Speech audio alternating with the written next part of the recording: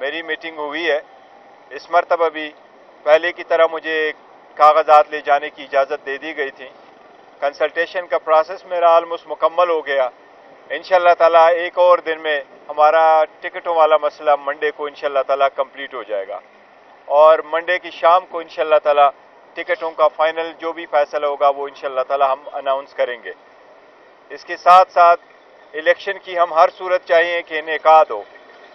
جس طریقے سے سینٹ میں چند سینیٹر صاحبان نے ایک ریزولوشن پاس کر دیا تھا جس پہ ہمارا موقف بھی آ چکا ہے کہ اس کی کوئی آئینی قانونی حیثیت نہیں ہے اور ہر حال میں الیکشن ہونے چاہیے اور بر وقت ہونے چاہیے.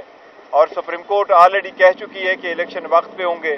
ہمیں بھی یہ امید ہے انشاءاللہ تعالیٰ کہ الیکشن ہوں گے، اور ہمیں بھی یہ امید ہے کہ سپریم کورٹ اس کو وقت پہ کروائے گی.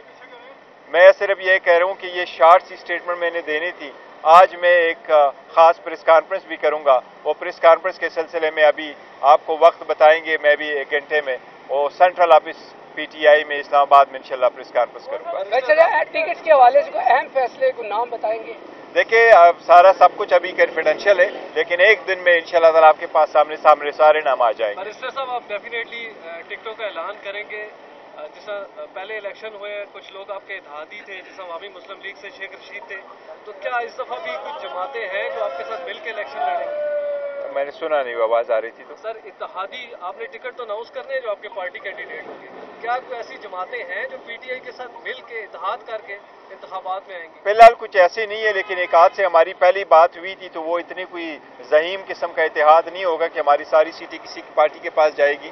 اگر کوئی ایک آدھ سیٹ کسی پارٹی کے ساتھ جو پہلے معاہدہ ہوئے اس کی کچھ کمٹمنٹ ہوئی تھی وہ ہمارے ساتھ اور ہماری ہی سمبل پہ الیکشن لڑیں گے، ان کو 1-2 سیٹیں اگر ہم نے دینی تھی وہی ہے. فی الحال ہمارے پاس کسی پارٹی کے ساتھ ایز اے ہول الائنس نہیں ہے کہ ہم ان کو ٹکٹیں دے دیں ساری.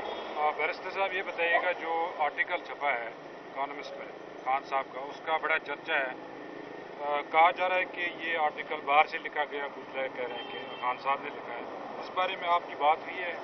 دیکھیے اکانومسٹ میں آرٹیکل چھپا ہے، بہت اچھا آرٹیکل چھپا ہے، اور آرٹیکل چھپوانا اور چھپنا یہ میٹر ایسا نہیں کرتا. نہیں، کسی آرٹیکل چھپوانے کے لیے کوئی طریقہ کار وضع ہے کہ آپ کر لیں. اگر آپ آرٹیفیشل انٹیلیجنس بھی استعمال کریں، آپ گوگل بھی کر لیں، تو آپ ساری کی ساری جو پیرامیٹرز اٹھاتے ہیں وہ آپ ان دے سکتے ہیں. تو خان صاحب کی انسٹرکشنز اور ان کی جو ویو ہے وہ تو آتے رہے. مجھے اس کا ڈیٹیل کا ذکر نہیں پتا، لیکن یس ایک آرٹیکل چھپا ہے اور ان سے منصوبے اور اماؤنٹ کرتے ہیں.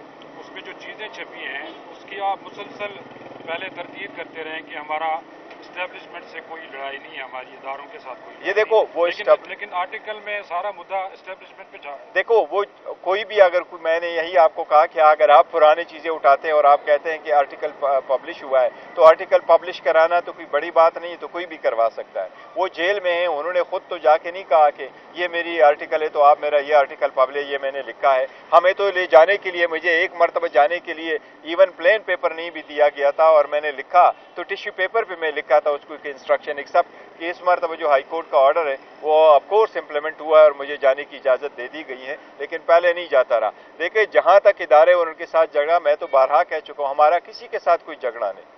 مور دین ونس ہم کہہ چکے ہیں ہم سارے اداروں کا احترام کرتے ہیں اور ہمارا کسی کے ساتھ کوئی جھگڑا نہیں ہے. اس میں کوئی دو رائے نہیں ہونے چاہیے. ہم ملک کے ساتھ ہے، عوام کے ساتھ ہے، قانون کی بالادستی کے ساتھ ہے، اور اسی کے لیے کوشش کریں گے انشاءاللہ تعالیٰ. بتائیے کہ الیکشن سے پہلے پی ٹی آئی میں دراڑ نظر آ رہی ہے، خاص طور پہ آپ نے اسلام آباد میں علیحدہ پریس کانفرنس کی، شیر افضل صاحب نے علیحدہ پریس کانفرنس کی، ان کے سپریم کورٹ اور چیف جسٹس کے حوالے سے بیانات سے آپ نے تلقی کر لی.